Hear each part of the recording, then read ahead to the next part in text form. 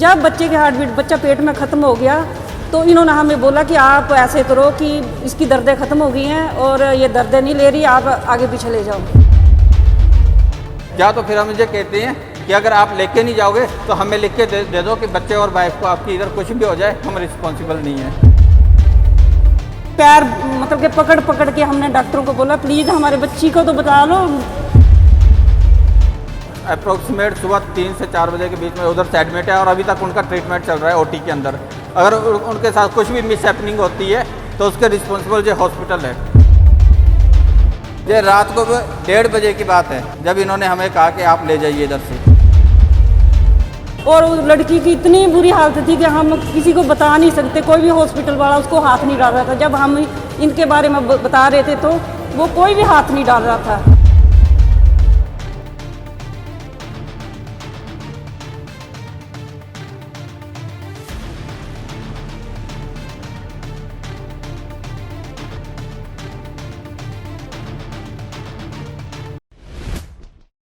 मेरा नाम निर्मल सिंह है। मैं हिमाचल डिस्ट्रिक्ट कांगड़ा फतेहपुर का रहने वाला हूँ। मेरी वाइफ की डिलीवरी डेट थी 18 को।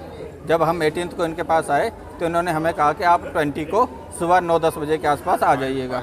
ठीक है। 18 को इन्होंने हमारी फ़ाइल बनाई, वो अपने पास इन्होंने डिपॉजिट कर दिया, अपने पास रख ली, फ़ाइल हमें नहीं दी।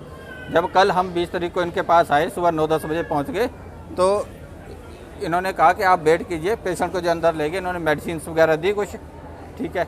उसके बाद इन्होंने हमें कुछ नहीं, रात को हमें 1:30-2 बजे के पहले शाम को हमें कहते रहे कि नॉर्मल डिलीवरी हो जाएगी, नॉर्मल हो जाएगी, नॉर्मल हो जाएगी।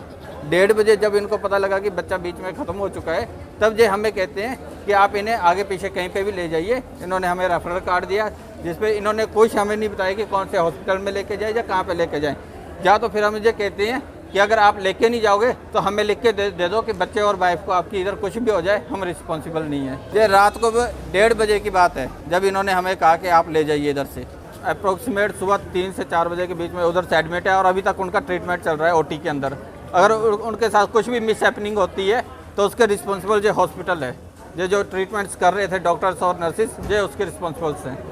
सर बात ऐसी हुई कि हमारी जो बेटी थी उसका ट्रीटमेंट यहाँ से चल रहा था और जब जो डिलीवरी डेट दी थी यहाँ की दी हुई थी।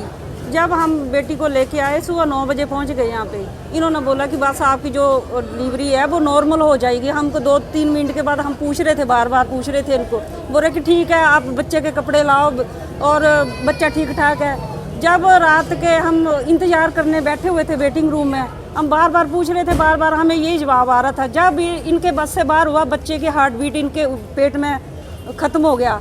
जब हमने इनको पूछा कि जैसे कोई आपके बस की बात है, नहीं तो हम इसको आगे पीछे ले जाते, इन्होंने हमारे को कोई भी जवाब नहीं दिया।